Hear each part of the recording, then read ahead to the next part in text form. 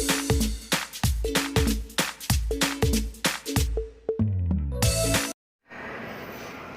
assalamualaikum warahmatullahi wabarakatuh. Ya, teman-teman, di video kali ini kita akan membahas tentang bilangan kuantum. Ya, bilangan kuantum. Nah, bilangan kuantum ini didasarkan pada teori mekanika kuantum ya. Makanya bilangannya bilangan kuantum. Di mana teori mekanika kuantum itu mengatakan bahwa elektron itu kedudukannya tidak pasti atau posisinya tidak pasti. Ya.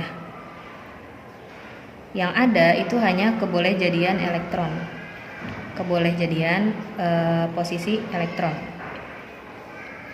Nah, kebolehjadiannya ini disebut juga dengan orbital.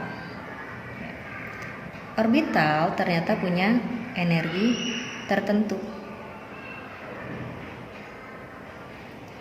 Nah, energi ini dapat ditentukan oleh beberapa bilangan kuantum. Ya. Yang pertama ada bilangan kuantum utama. Bilangan kuantum utama atau biasa disingkat dengan N. Nah, bilangan kuantum utama ini menentukan tingkat energi elektron dan sesuai dengan tingkat energi atom Bohr. Tahu kan ya atom Bohr yang KLMN. Nah, pada umumnya elektron yang tingkat energinya lebih rendah, ya, elektron dengan tingkat energi lebih rendah itu adalah elektron yang dekat dengan inti. Nah, sebaliknya, elektron dengan energi yang lebih tinggi itu adalah elektron-elektron yang jauh dari inti, gitu ya. Nah, untuk bilangannya sendiri, ini sesuai dengan teorinya atom Bohr. Di teori atom Bohr itu kan ada kulit ya, ada kulit K, L, M, N dan seterusnya. Nah, ini menunjukkan posisi dia ada di posisi pertama, posisi kedua, ya kulit pertama, kulit kedua, kulit ketiga, kulit keempat dan seterusnya. Nah, nilai bilangan kuantumnya itu sama aja, 1, 2, 3, 4. Jadi dia menunjukkan kulitnya. Gitu. Nanti kita coba bahas di contoh soal. Nah, yang kedua ada yang namanya bilangan kuantum azimut atau bilangan kuantum sekunder, simbolnya L kecil ya ini.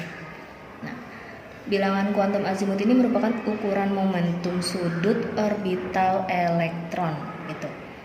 Dia menunjukkan di subtingkat energi atau subkulit dari lintasan elektron tersebut. Jadi kita tahu kan subkulit ada subkulit S, P, D, F ya. Nah, ini kan subkulitnya nih. Subkulitnya SPDF. Nah, bilangan azimutnya S itu sama aja, bilangan azimutnya 0, P itu 1, D 2 dan F itu 3. Gitu. Nah, yang ketiga ada yang namanya bilangan kuantum magnetik atau disingkat dengan M. Nah, bilangan kuantum magnetik ini menunjukkan kedudukan atau orientasi orbital dan juga menunjukkan adanya satu atau beberapa tingkat energi setingkat yang merupakan penyusun suatu subkulit. Nah, nilainya itu dari minus L, 0 sampai plus L gitu. Atau gampangnya kita berdasarkan kulit aja ya, subkulit S. Kita tahu subkulit S itu penuhnya adalah 2 elektron. Nah, satu tempat orbital atau satu kotak orbital atau satu wadah orbital, itulah bahasanya macam-macam ya. Kita di sini coba menggunakan kotak aja. Satu kotak orbital itu mengisi 2 elektron. Berarti subkulit S itu cuma punya satu kotak orbital, ya. Makanya dimulai di sini dengan angka 0. Berarti subkulit S itu cuma memungkinkan bilangan magnetiknya 0. Sedangkan subkulit P kan penuhnya 6 ya. Satu kotak isinya 2. Berarti di subkulit P itu ada 3 kotak. Ya. 0-nya di tengah, ke kanan plus 1, ke kiri minus 1. Jadi ada 3 kemungkinan, -1, 0, atau +1. Begitu juga di kulit D. Kulit D itu isinya 10 kalau penuh ya. Berarti kotaknya ada 5. 0 di tengah, +1, +2, -1, -2. Jadi ini kemungkinan ya, -2 sampai +2. Dan F kalau penuh itu 10, berarti ada 7 kotak ya. 4, 5, 6, 7. 0, +1, +2, +3, -1, -2, -3. Jadi kemungkinannya dari -3 sampai +3. Itu bilangan kuantum magnetik. Nih, yang keempat ada bilangan kuantum spin. Nah, bilangan kuantum spin ini bilangan kuantum yang memberikan gambaran tentang arah perputaran elektron pada sumbunya sendiri. Jadi kan kemungkinan dia berputar ke arah kanan searah jarum jam, atau kemungkinan juga dia berputar ke arah kiri berlawanan dengan jarum jam gitu. Nah, peluangnya itu kan berarti setengah-setengah ya, karena cuma ada putar kanan atau putar kiri gitu. Nah, biasanya yang putar kanan itu, yang kanan disimbolkan dengan anak panah yang ke atas. Kemudian yang kiri disimbolkan dengan anak panah ke bawah. Kalau dia putarnya ke kanan atau anak panahnya ke atas, bilangan kuantumnya itu setengah. Sama, ini juga peluangnya setengah. Nah, untuk membedakan, kalau dia ke atas kita berikan tanda positif, kalau dia ke bawah kita berikan tanda negatif, gitu ya. Sekarang kita coba masuk ke contoh soal. Contoh soal yang pertama, tentukan bilangan kuantum dari SC yang nomor atomnya 21. Nah, kalau dikasih tahunya seperti ini, kita harus konfigurasikan terlebih dahulu. Ya, 21 SC itu kalau kita konfigurasikan dengan subkulit ya. Berarti kita bisa singkat dengan AR, karena AR di sini 18. Kemudian kita bisa langsung masuk ke kulit 4S, isinya 20, berarti kurang 1. Ke subkulit yang selanjutnya 3D, 1 ya, karena sisanya. Nah, yang kita cari bilangan kuantumnya itu adalah yang terakhir. Jadi kita cari bilangan kuantum utamanya, itu adalah angka yang di depan ini nih. Berarti N-nya 3. Kemudian bilangan kuantum sekunder atau azimut.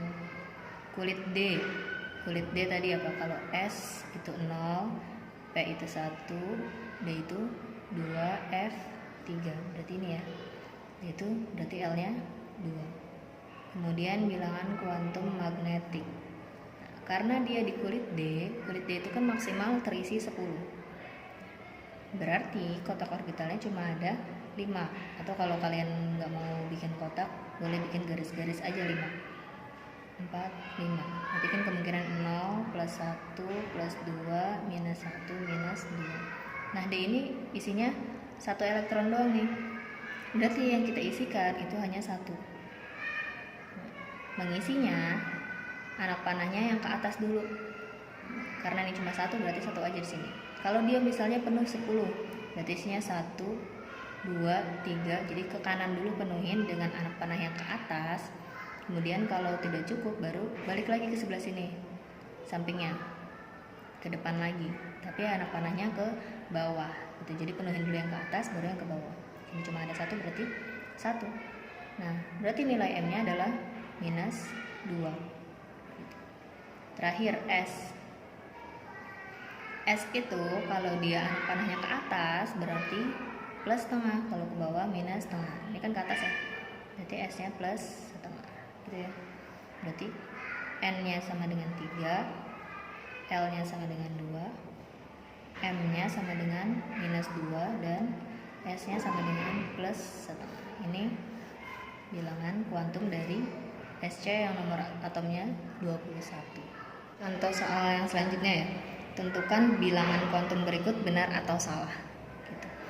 Nah, coba kita cek dulu. Bilangan kuantum 2 itu kan memungkinkan ya, karena kulit itu bisa berapa? 1 sampai 7 mulu. Nah, ini 2. Kita tuliskan 2. L itu menunjukkan subkulit. Ada nggak yang subkulitnya 0? bilangan subkulit yang bilangan kuantum azimutnya 0. Itu kan ada ya. S P D F S0 P1 D2 F3.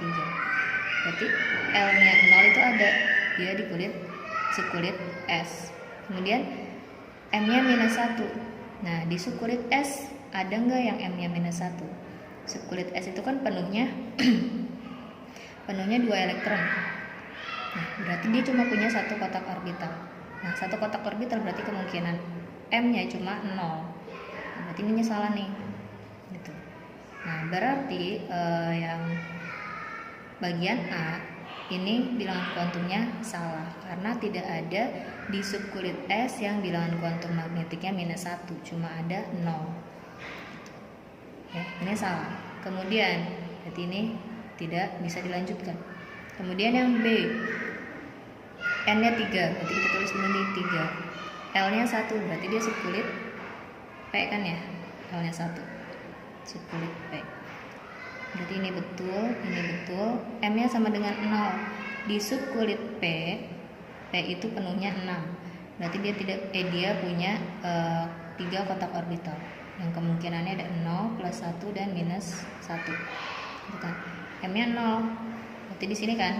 Berarti betul. Ada kemungkinan M-nya 0. Kemudian S-nya +setengah. Nah, +setengah ini kan berarti menunjukkan kalau dia arah perputaran elektronnya itu ke kanan atau anak panahnya ke atas. +setengah. Nah, tadi M-nya 0, ini berhubungan nih M sama S. Berarti dia berakhirnya di M yang sama dengan 0, kemudian berakhirnya anak panahnya ke atas. Nah, sebelum mengisi ini berarti kan ini udah terisi ya. Berarti ada berapa elektron? Ada 2 elektron. Dituliskan di sini. Berarti yang mewakilkan adalah ini semua mewakilkan 3p2. Gitu. Yang C juga sama. N-nya 4, berarti kita tulis dulu 4. Tuh, berarti ini benar ya yang B. Yang C, N-nya 4, L-nya 3. Kalau L-nya 3 berarti dia subkulit F. 4F. Berarti ada ya, ini ada, ini ada. Kemudian M-nya -1. Ada nggak subkulit F yang magnetiknya -1? F kan 7 kotak ya. 1, 2, 3, 4, 5, 6, 7. Berarti dia kemungkinannya 0, +1, +2, +3, -1, -2, -3. Dia adanya -1. Berarti dia akan berakhir di sini, di kotak ini. Dan spinnya itu negatif. Berarti ini kemungkinan ada ya. Spinnya negatif berarti dia berakhir ke bawah anak panahnya. Nah, sebelum berakhir yang di sebelah sini berarti dia mengisi juga kotak yang ini. Itu yang ke bawahnya ya. Yang ke atasnya berarti dia ngisi juga semuanya. Ini dia isi, berarti dari sini ya. Isi. Nah, kenapa saya mengisinya mundur? Karena kita membuktikan ya, bukan mencari. Jadi ini mundur. Kalau misalnya kita mencari dari seperti yang nomor 1 nih, ini kita isinya maju dari kiri ke kanan, dipenuhin dulu, kemudian baru balik lagi ke depan dengan anak panah yang mundur. Kalau misalnya kita membuktikan berarti dari belakang gitu. Nah, ada berapa total elektronnya? Tinggal dihitung aja. 1, 2, 3, 4, 5, 6, 7, 8, 9, 10 elektron. Berarti ini mewakilkan ini ya. Ini betul ada terbukti. Sedangkan ini tidak memungkinkan karena M-nya tidak bisa -1 untuk subkulit S. Gitu ya. Semoga bisa dipahami. Terima kasih. Wassalamualaikum warahmatullahi wabarakatuh.